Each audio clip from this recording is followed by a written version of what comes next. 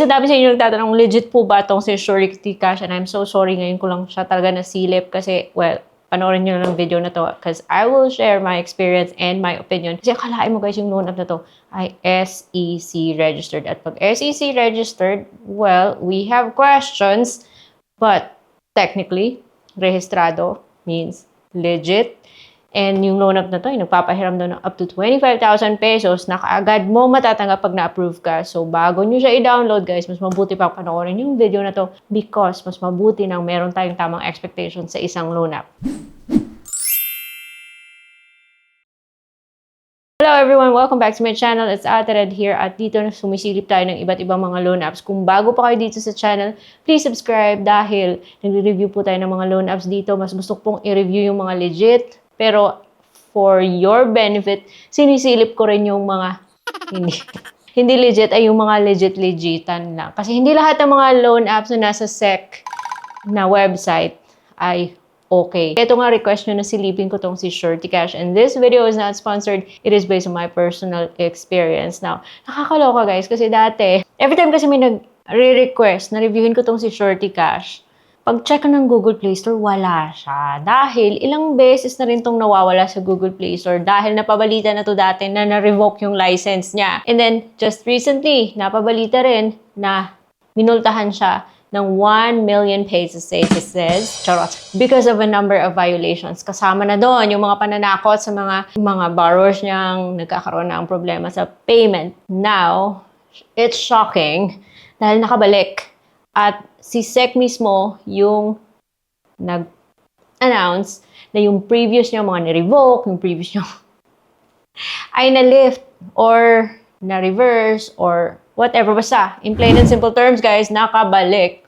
So, kung check nyo doon sa list of recorded online lending platforms sa SEC na website, andun siya. Pero it doesn't mean na yung dati niyang multa ay erase na rin. So, I think multa is multa. But, bakit nasa SEC pa to? Ba't hindi pa completely natanggal yung license? Hindi natin hawak kung ano meron, hindi natin alam kung ano talaga yung nangyayari, anong mga proseso, kung may proseso man, matrabaho. Kaya it's important na doon na lang po tayo sa kung ano yung magagawa natin as an individual. And that is to stay informed kung okay ba yung loan app na to. Kaya panoorin niyo yung video na to mga guys. So, dinownload ko po si Surety Cash sa Google Play Store kasi, again, I don't know for the nth time, ilang beses natanggal to. Basta, nasa Google Play Store siya ulit mga guys. Bumunga 25,000 pesos daw yung pwede yung ipahiram. Longer payment terms. Pay your loan for up to 6 months. Ganon.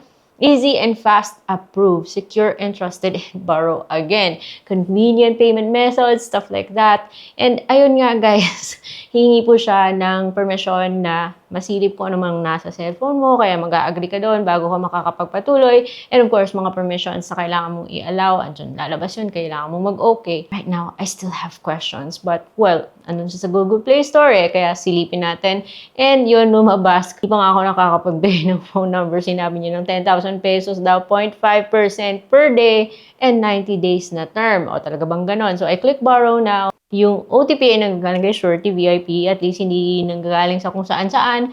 Set po siya ng password. At I don't feel safe sa loan na to kasi hindi po masyadong mahigpit yung pagpapaset ng password. Naglagay po ako ng pinakamadaling password na not safe.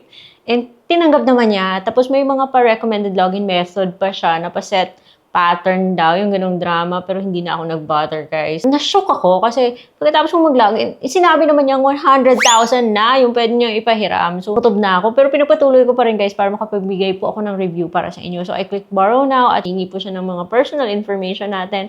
I'm sure you all are familiar with stuff like this already. And hingi po siya ng dalawang contact details. So, nag-provide din ako. Kailangan mo siyang kunin from your phone book. And then, valid ID na.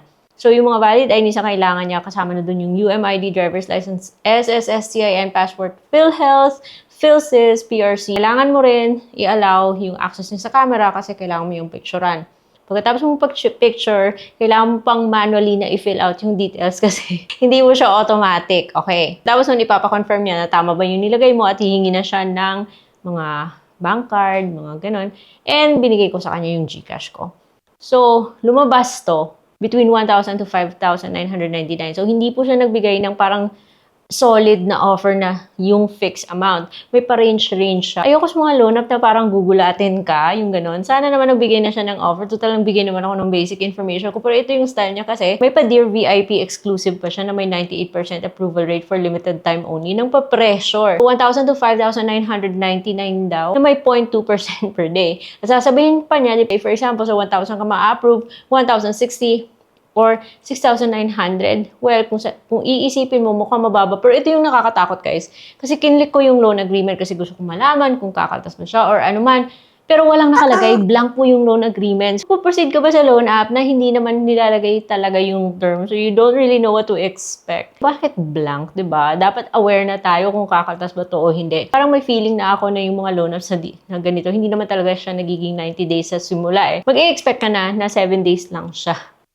So, 'di ba? At least manage your expectations para naman kung talagang i-go mo, at least masasabi mo talaga ginusto mo. Pero kung nagdadalawang isip ka, wag na. Sana sinabi yung 2,000 tapos kakaltas siya or hindi man. Pero ito nakakatakot, baka ma-approve ka sa 5,999 pagkatapos hindi mo pala gusto yung terms. Anyways, guys, for the sake of seeing ko na talaga meron, kinlik ko po yung submit. Ewan ko kung bakit siyang nag-update, tapos ito naman yung pinakita niya, pero duda na talaga ako, hindi na ako convinced na talagang 150 or 240 days to. May pa-countdown pa siya, pero ewan ko na lang. Nakakatakot po talaga na hindi mo alam kung kakaltas siya o hindi. And buti na lang, guys, buti na lang po talaga, feeling ko na-reject ako. Kasi after a few seconds, lumabas na yung iba't ibang mga loan apps like Peso Loan, Pita Cash, FT Lending, at wala namang pumasok sa GCash ko. Hindi po to nangangahulugan na kapatid niya to ha. Yung parang siguro nagiging affiliate lang siya na baka may bonus siya kapag nag-apply ka doon at na-approve ka. But anyways guys, pag click mo ng apply kasi idadirect ka niya doon sa kung saan mo madadownload yung loan app. Pero bakit ganon? So feeling ko pag ito yung lumabas ha, feeling ko reject na yan. Buti lang kasi wala naman pong pumasok sa GCash ko. Loan app na to, meron sa pong delete account at sabi niya ito daw. Siyempre, skeptic tayo sa mga ganito or huwag tayo kaagad maniniwala sa ganito. O, nung ni-request ko na magpa-delete, parang hindi naman pala niya dinilit. Sabi niya, your current cancellation request has been approved by the system. You can contact customer service to help you delete your account. In-approve ni system, pero kailangan ko pang mag-contact customer service. Ano ba talaga? Ano ba yan? Yung ganito, hindi po siya worthy of our time. At buti na lang na-reject ako at wala akong natanggap guys. Kasi doon pala sa Facebook page ko,